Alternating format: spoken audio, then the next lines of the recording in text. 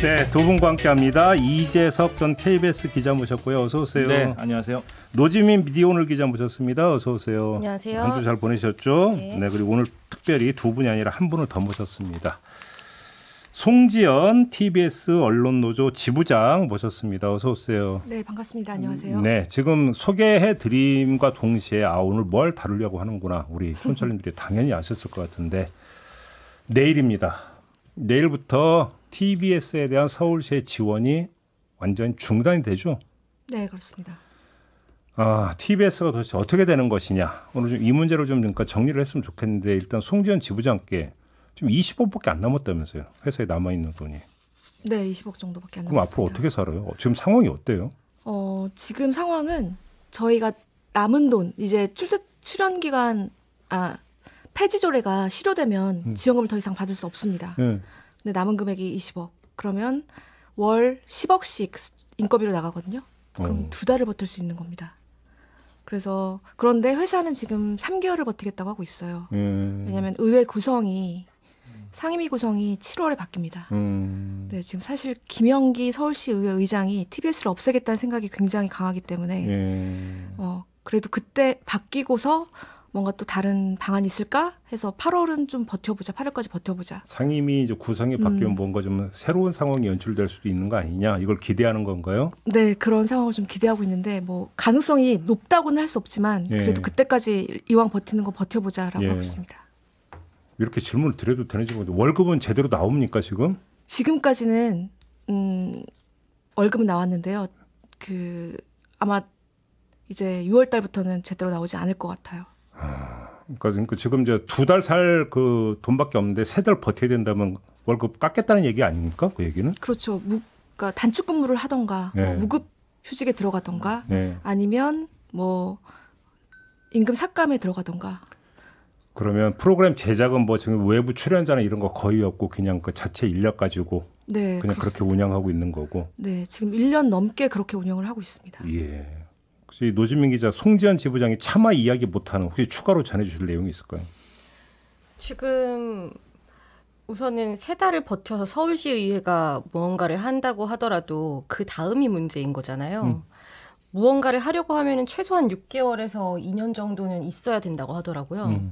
그러니까 그 안에 서울시의회에서 뭔가 처리를 해서 지원 연장을 하거나 한시적인 지원 같은 것들을 하지 않으면 당장 3달을 버틴다고 해도 그 다음이 보이지 않는 상황인 거거든요.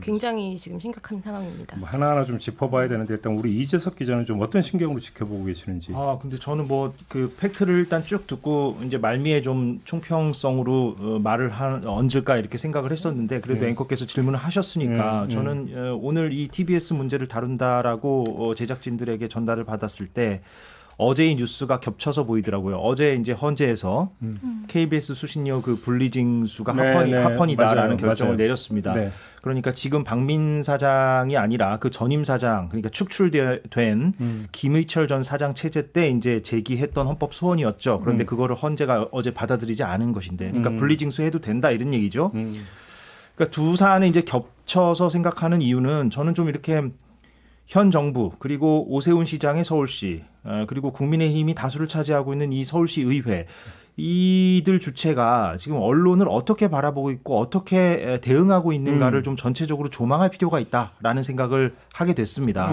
말한 김에 내차하자면 KBS 수신료 부분도 그렇고 이 TBS 그 지원 조례 부분도 그렇고 그러니까 가장 거기에 종사하는 노동자들이 정통으로 타격을 받을 만한 부분, 그러니까 돈 문제, 재원 문제, 이거를 가장 적확하게 그들 입장에서는 가장 적확하게 건드림으로써 가장 타격을 가함으로써 언론 노동자들이 갖고 있는 두 가지 정체성, 그러니까 저널리스트로서의 정체성이 절반이 있고 셀러리맨으로서의 정체성이 절반이 있다면 그 후자의 정체성이 극대화되도록 유도하는 어떤 전략, 그럼으로써 언론을 길들이고 언론을 본인들의 어떤 방향성으로 이렇게 유도하는 어떤 그런 전략, 이런 것들이 지금 일관되게 작동하고 있다. 예, 그런 생각을 좀 갖게 됐습니다. 그렇죠. 예, 알겠습니다. 거기에 지금 이번 정부에서 일어난 거는 재기가 불가능하게 만들어버리는 거잖아요. 수신료 분리징수 같은 것도 굉장히 불가역적인 걸 단기간에 밀어붙여서 이렇게 됐고 TBS 같은 경우도 지금 이미 100명 넘게 나가신 걸로 알고 있어요.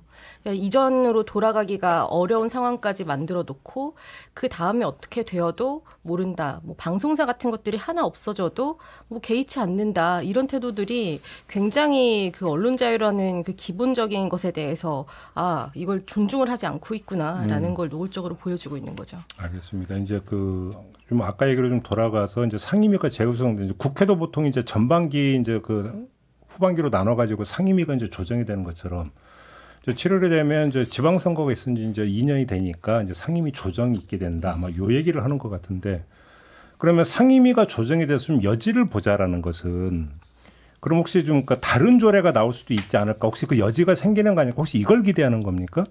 그렇죠. 네, 그렇습니다. 왜냐하면은 일단 폐지 조례가 한 줄인데요. 이 한 줄이 이제 실효가 된 다음부터는 이 유예가 불가능합니다. 그러면 새 지원 조례안이 나오면 되거든요. 네.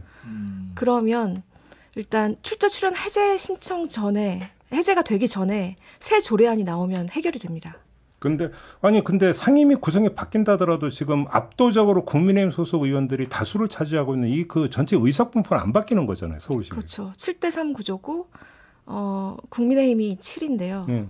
근데 김현기 의장, 그다음에 문광희 소속의 의원들의 면면을 좀 보면요. 그들은 굉장히 강성입니다. 그러니까 76명의 국민의힘 의원들이 모두 같은 생각을 가지고 있는지 네. 그 부분에 대해서는 약간 의심을 할 수가 있는 게 사실은 지난번에 오세훈 서울시장이 친서를 보내면서 3개월 유예를 해달라고 하지 않았습니까? 예.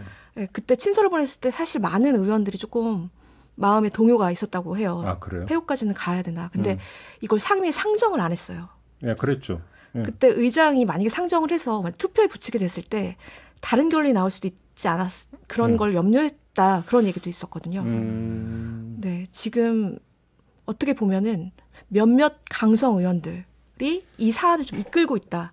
이렇게 보시면 좀 될 것 같습니다. 그러면 좀 우리가 이해를 좀 돕기 위해서 지원 조례가 다시 만들어지지 않는다면 TBS는 문을 닫거나 아니면 민영으로 가거나 이 두 개의 선택지 말고는 없는 겁니까? 일단 단순화해서 이야기를 하면? 만약에 새 지원 조례안이 없다면 예. 네, 그렇죠. 민영화 아니면 한 가지 저희가 지금 하려고 하는 것 중에 하나는 일단 서울시 타 출연기관 일부의 그 사업을 이관하거나 아니면 기관 대 기관 통폐합까지도 열어두고 있어요. 근데 사실은 민영화도 그렇고 이것도 그렇고 되게 가능성은 굉장히 낮죠. 근데 타 기관하고 이것도 또 서울시 의회를 거쳐야 되는 거잖아요. 그럼요. 네, 그렇죠. 그래. 아니 그럼 일단 폐국은 별로 논하고 싶지도 않고 민영화 일단 가능성이 좀 지금 어떻게 진행이 되고 있대요? 보도가 일부 좀 나오기는 하던데 어떻게 진행이 되고 있는지 회사 쪽으로도 얘기 들었어요? 네, 대충 지금 파악은 하고 있는데요. 예. 올해 1월에 민영화와 제어가 관련한 TF가 결성됐고요. 지난 3월에 삼정 KPMG를 매각 주관사로 해서 새 투자자를 계속 물색하고 있었습니다. 근데 지금 알려진 바로 지금 4곳에서 인수 희망 의사를 밝힌 것으로 확인되고 있거든요. 4곳에서? 네.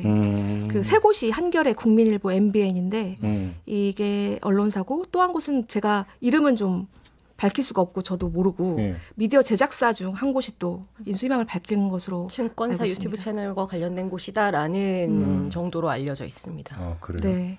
근데 이제 이 기업들이 이제 투자금을 납입하는 그 조건으로 건 게 뭐냐면 지상파 방송 채널 허가를 계속 가지고 있어야 되고 상업 광고가 허용되어야 되고 그다음에 혹시 투자 후에 조건 미달로 철수할 때 그 돈을 회수받아야 되는 걸 서울시에 보증을 요구하고 있어요. 4곳 모두 다? 네, 거의 4곳 모두 다.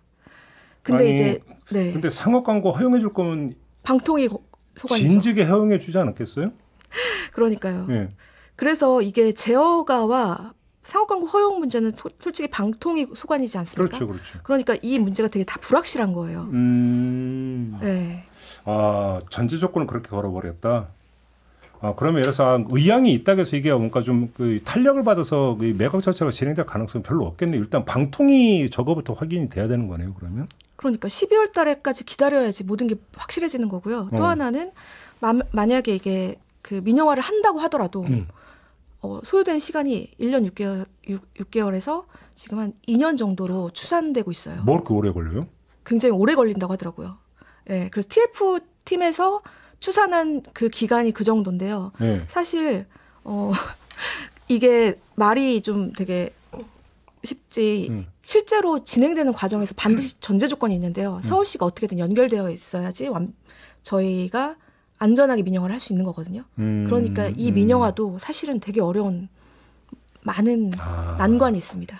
그래서 이걸 뭐 출연 기관에서 출자 기관으로 전환하는 것들도 다 경우의 수로 넣어서 계산을 하면 이 정도가 나온다라고 하더라고요. 야, 1년 6개 2년 걸린다고요? 네네. 그동안 어떻게 버텨요? 지금 한시적인 지원이 무조건 있어야 뭐라도 할 수 있는 겁니다. 그러니까 새 지원 조례안이나 유예가 반드시 필요한데 오늘 하루 남았거든요. 근데 네. 근데 이건 좀 질문 드리기 좀 뭐한데 만약에 폐국으로 간다고 쳐요. 네. 그러면 직원분들은 어떻게 되는 겁니까? 고용 문제가. 만약에 폐국으로 간다고 한다는 건 결국 TBS 그 재단이 청산된다는 얘기나 마찬가지니까요. 그렇죠. 주파수는 반납하고 직원들은 퇴사를 해야 되는 거겠죠. 그러니까 그 전에는 이제 그 서울시 산하기관으로 있었기 때문에 산하기관 지위였다면 폐국이 된다 하더라도 다른 데로 이제 전부 조치를 하면 되는데 이게 이제 독립재단화 돼버렸잖아요. 네, 맞아요. 그러니까 서울시는 그걸 안 해도 돼버리는 거죠 지금. 그런 상황입니다. 고용을 어떤 유지해줘야 될 의무도 없는 거죠. 그러니까 네. 직원들은 전부 다 실업자 되는 거예요. 맞습니다. 이게 대한민국에서 방송사가 폐업되면서 대량 방송 노동자가 대량 실직된 사태를 맞아야 하게 되는 거죠. 그럼 하루 남았으니까. 네. 그러면 그런 시나리오가 되어야 되나요? 그러니까 이 하루 남았으니까 지금 뭐 오늘 뭐가 나올 리는 만무하고. 네. 그러면은 그 폐지 조례안은 시행되고 새 조례안이 어찌됐건 통과해서 재정적 지원을 받고 그렇게 시간을 번 다음에 민영화든 다음 단계든 뭔가 모색해 보는 뭐 이런 게 맞습니다. 가장 현실적으로 가능하고 바랄 수 있는 시나리오인가요 지금? 사실 저희 구성원들은 서울시 출연 기관으로 계속 남아 있는 걸 가장 원하죠. 그래서 새 조례안이 만들어져서 일단 기존의 그 TBS 정상화를 이루는 걸 가장 원하고 있는 건 사실입니다. 그러니까 결국은 이런 폐국을 제외한다면, 그러니까 뭐 민영화로 설령 간다 하더라도 지원은 그게 한시적이라도 반드시 필수가 돼버릴 수밖에 없는 거잖아요. 시간을 벌어야 되니까. 최소 6개월 이상은 있어야 돼요. 그렇죠. 네. 그 시의회가 뭔가 전향적으로 지금 조례를 통과시켜줘야만 모든 게 해결될 수 있는 그렇죠. 단초. 그렇죠. 그게 해결되는 것도 아니고 단초가 마련되는 건데. 근데 궁금한 게 솔직히 오세훈 시장은 이 과정에서 스탠스가 어땠다라고 지금 파악하고 계세요? 이게 서울시와 시의 관계가 되게 이상한데요. 처음에는 저희도 이게 서로 뭐라고 하지? 약속 대련인 줄 알았습니다. 그런데 상황을 좀 보면 김현기 의장의 인터뷰에도 확인된 바에 의하면 처음에 이 폐지 조례에 대해서 오세훈 서울시장은 맞득지 않았다고 그런 인터뷰를 했고 그런 거를 시의회가 설득해서 견제를 했다라는 인터뷰가 있거든요. 그런데 어쩔 수 없이 그런 분위기에 휩쓸려서 재가를 일단 했습니다. 근데 그 이후에 오세훈 서울시장은 그 정태익 대표를 임명했는데 이분은 어떤 정치적인 어떤 그런 스탠스가 없었고 방송 전문가였어요. SBS 출신의. 네. 예. 거기서부터 일단 어쨌든 TBS를 바라보는 관점이 시의회와 좀 달랐다는 점. 그다음에 또 하나는 지난해 6월에 추경 73억을 제가했거든요. 다만 전액 삭감을 시의회에서 시켰고요. 그다음에 먼저 6개월을 연장해달라고 시의회에 요청했습니다. 지난해에. 네. 그게 김현기 의장이 이걸 5개월 연장으로 바꾸고 그다음에 서울시에 요구한 게 뭐였냐면 해제 신청서를 내야 된다. 출자 출연 기간 해제 신청서를 내야서 그 신청서가 있어야지 내가 해주겠다. 네. 근데 5개월로 6개월을 얘기했는데 5개월에서 한 달을 뺀 이유는 자기의 임기 이전에 TBS를 어떻게든 마무리 지으려고 한 것으로 예상이 돼요. 그러니까 그간의 TBS 사태를 지난번에 우리가 한번 다뤘지 않습니까? 네. 김종배 앵커와 이제 노지민 기자나 저희 셋만 그때는 있었는데 그 일련의 상황을 보면 오세훈 시장은 아무래도 이제 뭐 차기 대권 주자로 꼽히기도 하고 여러 가지 정치적 부담도 있기 때문에 어느 정도 타협점을 좀 마련하고 싶어하는 눈치가 보여요. 제가 볼 때도. 물론 네. 이게 뭐 확실하다는 건 아닌데 이렇게 어떤 전후 맥락이나 기사를 봤을 때 그런데 정말로 그 김현기 의장을 비롯한 그 국민의힘 서울시 의회 의원들의 행동과 자세는 일말의 어떤 타협의 여지가 없는 TBS를 정말로 그냥 패곡시키겠다라는 그런 의지밖에는 안 읽히는데 초강경이죠. 초강경. 근데 네. 그럴 경우 1980년 신군부가 언론통폐합을 한 이후에 어떤 기존의 미디어가 이렇게 하루아침에 휘발돼 버린 사태가 있었는가? 그러니까요. 제 기억으로는 없는데 예. 모르겠습니다. 저보다 연배가 위시니까 더 정확히 기억하실 것 같긴 한데 앵커가 없는 문민정부 것 이후에는 같아요. 없어요. 1980년 이후에는. 네. 예, 그러니까 그런 사태까지 과연 그러면 가게 됐을 경우 제가 볼 때는 김영기 의장이나 시의회 의원들이야 뭐 대중들이 이름도 잘 모르고 솔직히 그런데 오세훈 시장이 그 부담도 다 떠안아야 되는 상황인데 맞습니다. 어떻게 이거를 향후에 그 수습하려고 할지 참 의문이에요. 패국이 현실화되는 그 이후에는 이 모든 책임은 아마 오세훈 서울시장에게 지어질 겁니다. 지금은 서로 핑퐁 게임을 하면서 내 책임이다, 네 책임이다 하고 있는데요. 그러면서 방관하고 있는데 이게 정말 패국 사태까지 간다면 사실은 사람들이 기억하는 거는 오세훈 서울시장이 TBS를 없앴다. 이렇게 하는 거죠. 그쵸. 그러면 그렇게 되면 지자체장이 그러니까 정치인이 공영방송을 없앤 최초의 사례입니다. 그러니까 결국 이제 그 초점은 도대체 서울시 의원들이 왜 이렇게까지 초강경이어야 되는 것이냐. 이제 이걸 좀 짚어봐야 되는데 서울시 의원들의 좀 목소리가 준비된 게 있다고 하던데요. 저희 이제 시민들이 봤을 때 그건 방송사가 아니었습니다. 일개 유튜브보다 못한 방송을 국민 세금이 들어가는 400억 가까이 들어가는 그런 방송사에서 그걸 하고 있다는 이건 역사적으로 전무후무한 정말 우리 시민들을 유린하는 그런 폭력적인 방송을 했었어요. 그리고 저희 의회는 10원짜리 하나 지원할 수가 없습니다. 왜냐? 모든 예산과 인사권을 시와 시의회가 쥐고 있기 때문에. 그럼 본 의원이 그러면 그 해결할 수 있는 방법이 있습니다. 바로 민영화입니다. 굳이 TBS가 출연기관인 재단회라는 직위에서 그 역할을 수행을 해야 될 이유가 뭔지에 대해서 잘 모르겠다라는 생각이 요즘 서울시가 또 적지 않은 수의 직원들이 TBS 미디어 재단이 언론사라고 알고 계실 것입니다만 학술적으로 증명했을 때 미디어 재단 TBS는 언론사가 될 수가 없습니다. 이해 동의하십니까? 그리고 마지막으로 제가 이 자리를 빌어서 그냥 3년 뒤에 돌아오겠다는 자 그리고 그의 동료와 지지자들에게 말하겠습니다. 건방 떨지 마세요. 만약 정권이 바뀌더라도 당신들이 돌아올 자리는 없어. 네. 지금 이게 차례로 이종배 의원, 이효원 의원, 문성호 의원. 예, 서울시 의회 국민의힘 예. 의원들입니다. 예. 근데 저는 이종배 의원의 발언의 맨 마지막에 보면 해결할 수 있는 방법이 있습니다. 바로 민영화입니다. 이렇게 얘기하는데 그러면 민영화를 위한 환경을 만들어줘야 되는 거 아닌가요? 이 그렇죠. 발언을 그대로 받아들인다 하더라도. 네, 응? 그들의 주장은 폐지 조례를 통과시킨 그 시점부터 시간을 많이 주지 않았냐. 예. 1년 반 주지 않았냐. 그동안 뭐 했냐거든요. 음. 근데 사실 저희가 민영화를 준비하는 기간은 올해 초였습니다. 민영화 선언은 작년 11월에 했고요. 네. 아무튼 이 지금 그 3명의 국민의힘 소속 서울시 의원들의 목소리에서 일관되게 지금 나오고 있는 공통 분모는 TBS가 언론사냐부터 시작을 해서 언론의 공정한 기능을 수행하지 못했다라고 하는 이런 비판 여기는 아주 강하게 묻어 있는 건데 어떻게 생각하십니까, 지부장님은? 저는 사실은 이거에 대해서 저는 말씀드리고 싶은 게 되게 많습니다. TBS 미디어 재단으로 탈바꿈하고 나서 저희 3년 동안 우리 스스로도 놀랄 만큼 제작 자율성을 부여받았습니다. 그 전에는 그렇지 못했거든요. 예. 그리고 성과를 내고 되게 많은 성과를 냈다는 거를 아마 김종배 네, 사회자님도 알고 계실 텐데요. 근데 이런 상황에서 저희는 되게 답답한 게 이제 TBS가 모두가 잘못이라고 말을 하는 겁니다. 김어준의 뉴스공장을 탄생시킨 죄. 그러니까 시민 세금으로 너희들이 편파방송을 했지 않느냐라는 것과 그다음에 또 누군가에게 핍박받 또 어떤 컨텐츠를 지키지 못한 죄. 이 죄인이 다 우리라는 겁니다. 그거에 대해서 되게 답답함을 호소하고 싶고요. 또 하나는 김어준 공장장이 뉴스공장 맨 마지막에 3년 반 뒤에 돌아오겠다라는 발언을 했습니다. 근데 이 발언이 그들에게는 굉장히 위협으로 다가왔던 겁니다.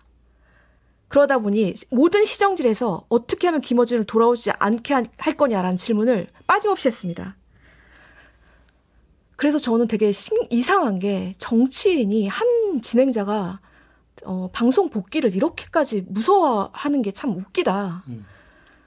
그거 무서워서 이거를 방송국 자체를 폐업시키냐 이런 생각을 좀 합니다.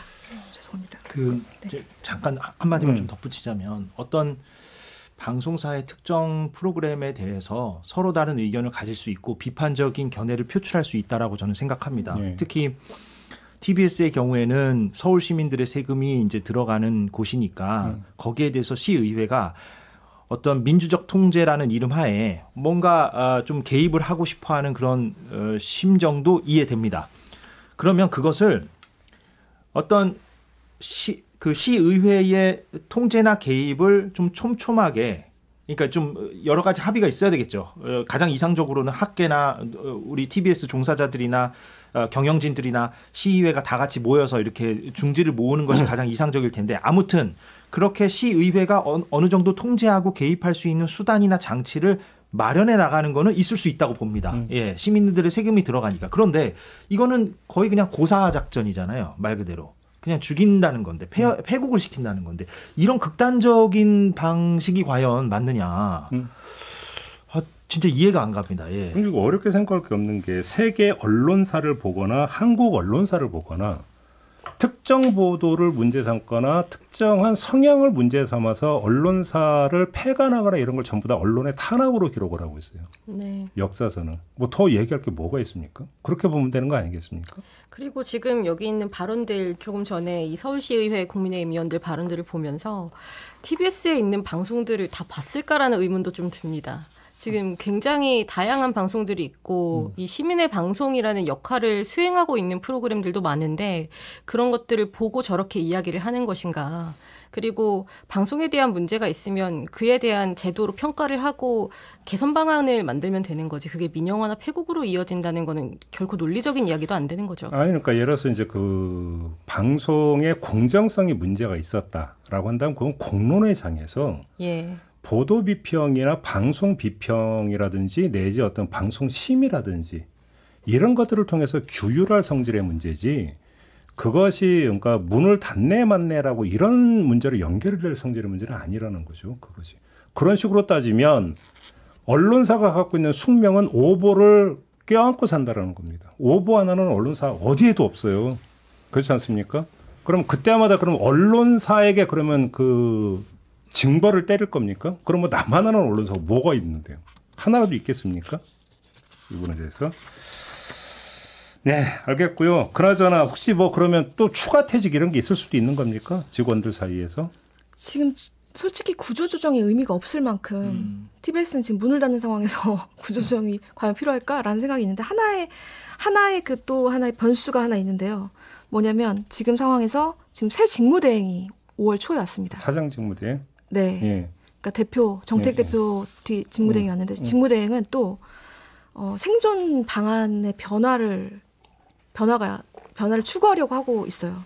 민영화는 불가하다는 입장입니다. 이분은. 아, 민영화는 안 된다? 네, 차라리 민간 투자를 받아서 연말까지 30억을 벌어오자라는 얘기를 하고 있는데 사실은 저희가 폐국이 위해서 방송사 협찬받는 게 굉장히 쉽지 않은 일이잖아요.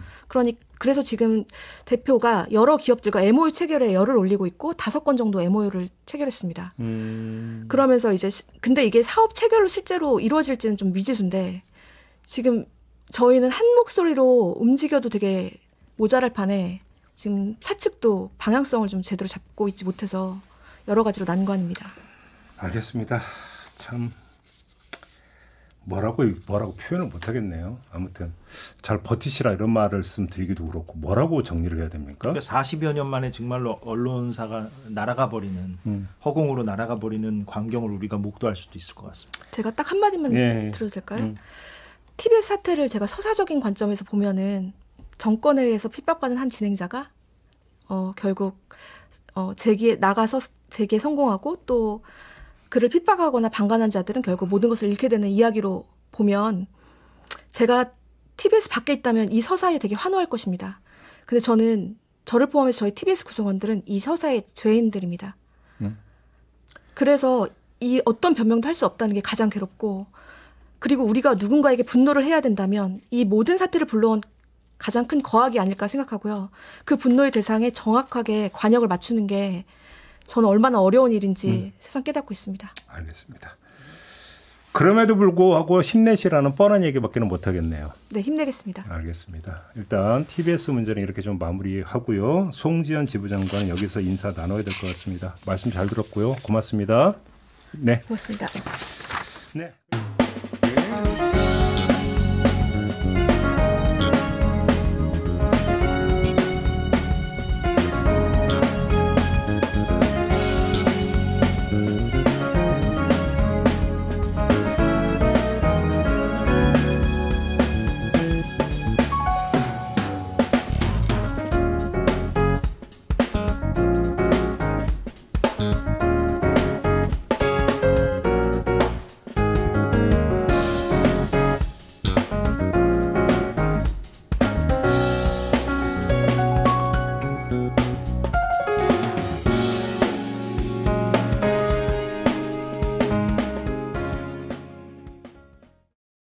네.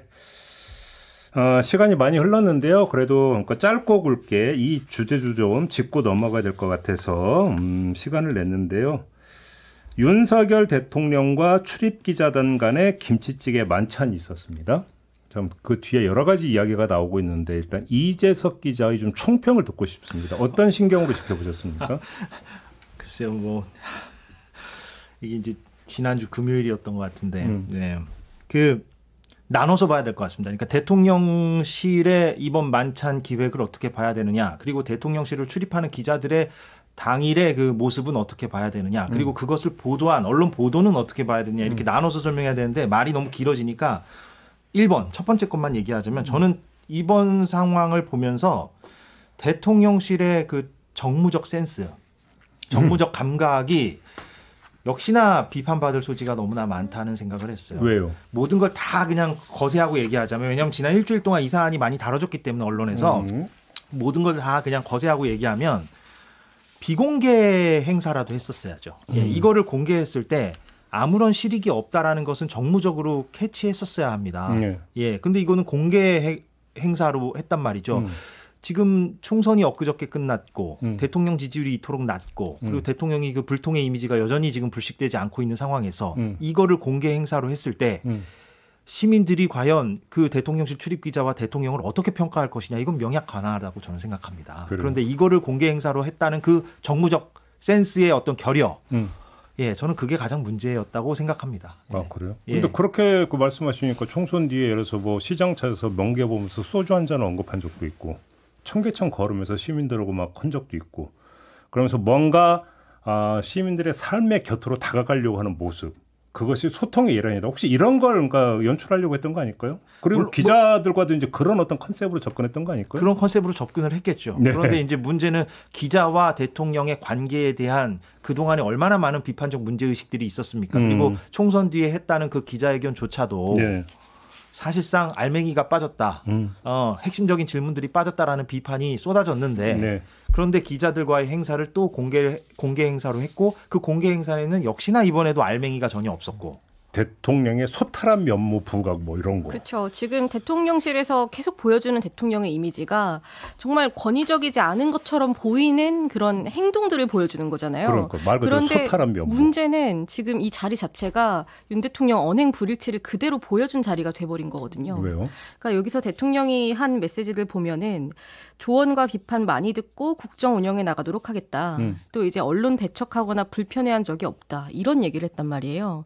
그럼 적어도 이 자리에서 불편한 얘기를 본인이 많이 듣고 거기에 대해서 어떤 그런 화답을 하는 모습이라도 보여줬으면 모르겠는데 이 자리는 그런 현안에 대한 질의응답도 이뤄질 수 없는 자리였다는 점에서 네. 윤 대통령이 하는 말은 이렇게나 그냥 말뿐이구나라는 걸 보여주려고 작정한 게 아닌 이상은 이런 자리를 만든 게 과연 얻은 것이 있는가, 아니, 남은 게 뭐가 있는가라는 걸 물어봐야죠. 언론 배척하고 불편한 적이 없다고요? 예. 그럼 MBC 기자들은 왜 전용기 안 태웠대요?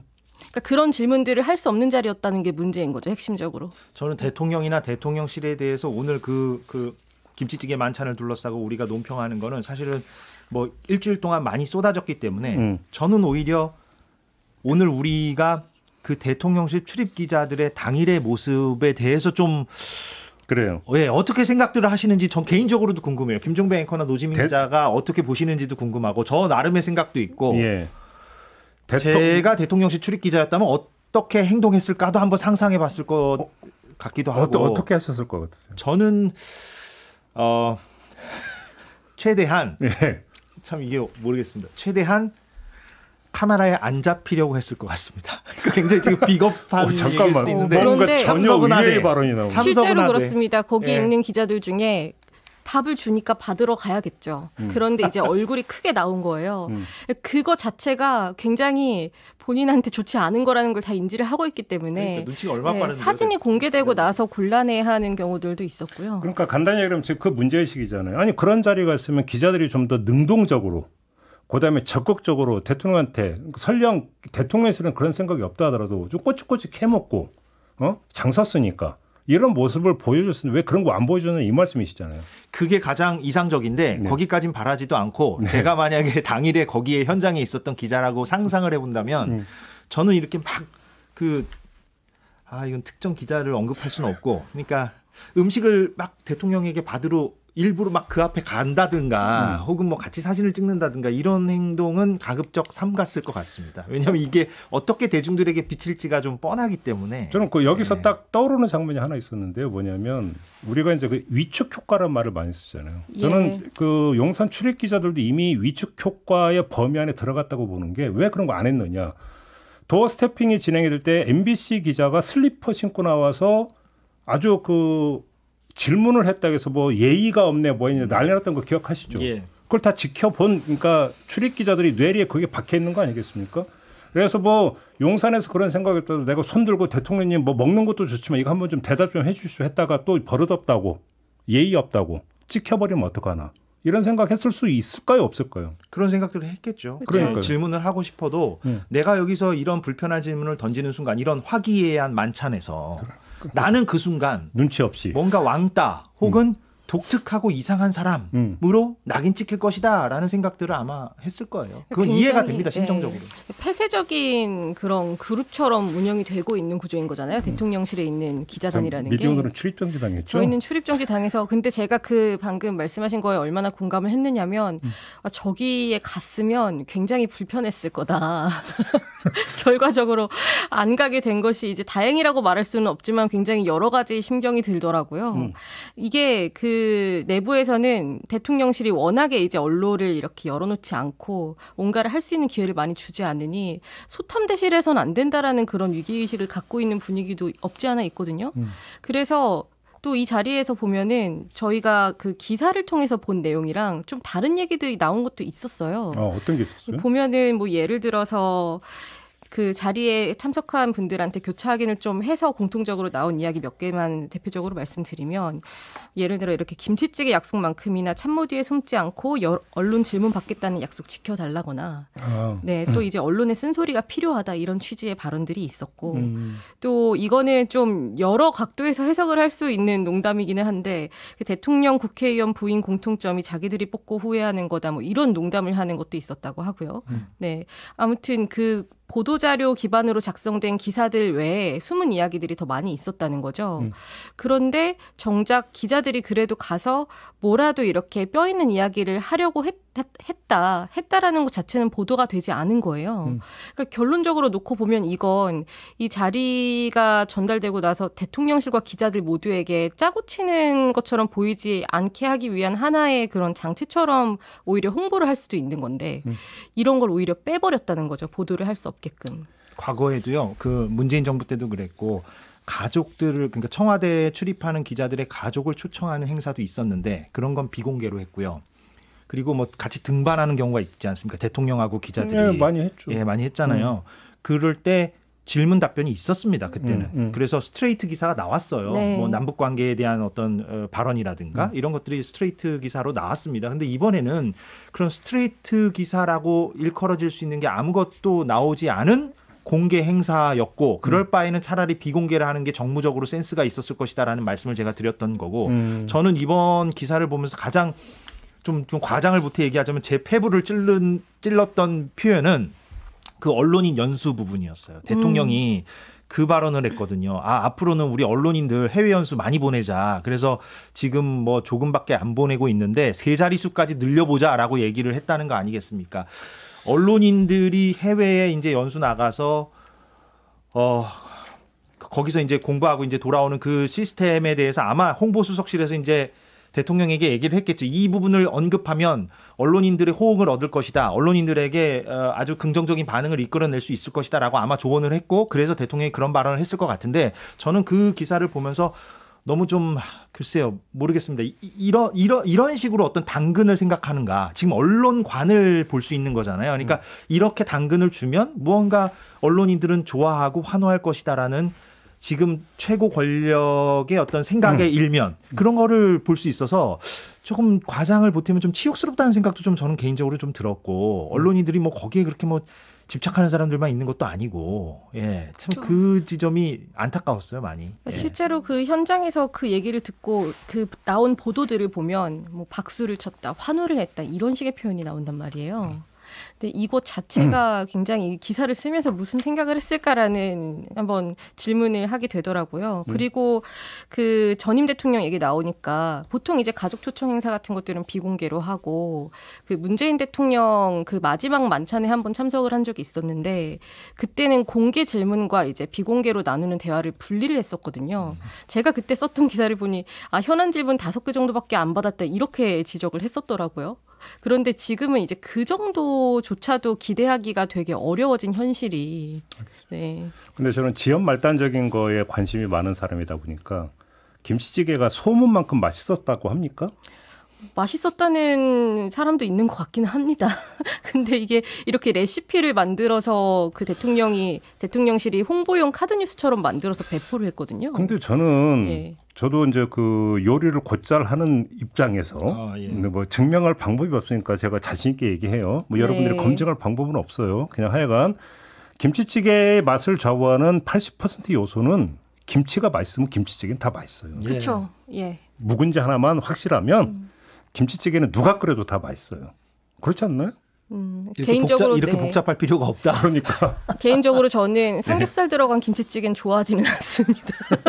아니 근데 이 레시피 가지고도 그 SNS에서 이제 기자들이 막 이렇게 뭐 논평하는 것도 있더라고요. 이렇게 이게 틀렸다, 뭐 이게 맞다, 뭐 이런 식으로. 근데 이거 자체가 어떤 블랙 코미디적 해프닝이잖아요. 어떻게 보면 대통령이 직접 이렇게 레시피를 공개하는 것도 뭐 그럴 수 있다 치고요. 그건 그럴 수 있다 치는데 이제 불통의 비판을 많이 받고 있는 대통령이 레시피를 공개하고 거기에 대해서 기자들이 또 논평성 SNS로 올리고 이런 거 자체가 좀 블랙 코미디 같다는 느낌도 들어요. 오늘 그 정리는 이렇게 하겠습니다. 이재석 기자가 화가 나셨다. 제가 오늘 좀 평소와 좀 다른가요? 화가 나셨다. 이 장면을 보고 이렇게 정리를 하도록 하겠습니다. 제가 좀 자제하겠습니다. 근데 마무리하기 전에 저희가 또 우리 그 촌철님들에게 꼭 전해야 되는 게 우리 이재석 기자가 다음 주부터 알려야 되는 게 하나가 있습니다. 이재석 기자가 직접 말씀하셨기 때문에. 저 뭐 유튜브 방송이긴 합니다만 다음 주 월요일부터 제가 이제 오후 6시에 그 시사 프로그램을 진행하게 됐고요. 그래서 이제 검색을 해보시면 좀 확인하실 수가 있을 텐데. 조금 다른 형식, 다른 형태로 좀 이렇게 시사 프로그램을 진행하려고 지금 제작진들이 열심히 노력하고 있어서 근데 이게 호응이 얼마나 있을지 모르겠습니다. 타이틀은 정해졌어요? 타이틀이요? 정해졌는데 제가 뭐 제 입으로 말하기가 좀 그렇고요. 이런 거 홍보를 해야지. 바로 검색하면은 유튜브에 등장 저희 티저라고 하죠. 보통 이렇게 광고성 그런 영상이 나오기 때문에 그것도 되게 독특하게 만들었더라고요. 또 제작진이. 뭐라고요? 그러니까 저에게 이렇게 명확하게 고지하지 않고 마치 몰래카메라를 촬영하듯이 이렇게 만들었는데 아무튼 그것도 좀 보실 수 있을 것이고. 그러니까 타이틀이 뭐냐니까요. 하여튼 그런 게 있습니다. 그냥 여기까지만 하겠습니다. 왜냐면 제가 제 입으로 좀 얘기하기. 저렇게 홍보 못하는 사람도 처음 봤다 진짜. 네, 그럴 줄 알았습니다. 저분이 이렇게 홍보를 못하실 줄을 제가 그럴 줄 알았습니다. 타이틀이 네 그럴 줄 알았다. 이게 타이틀이라고 합니다. 이거 되게 센 타이틀인데요. 진짜로. 잘 지은 것 같은데. 제작진들이 좀 이렇게 재기발랄한 사람들이고요. 그래서 저는 그거에 그냥 따라가고 있고 편승하고 있습니다. 알겠습니다. 번창하시길 기원하겠습니다. 감사합니다. 6시부터라고요? 네, 알겠습니다. 번창하시길 기원하면서 그래도 언론어 때는 계속 하시는 거죠? 예, 그렇습니다. 예, 매주 금요일에 여기 나와서 이제 두 분과 이렇게 수다를 떠는 것은 예, 계속 할 예정입니다. 알겠습니다. 요게 확인이 꼭 필요했고, 네, 자 이렇게 마무리하도록 하겠습니다. 두 분 말씀 잘 들었고요. 저도 함께 올라가겠습니다. 고맙습니다. 고맙습니다. 고맙습니다.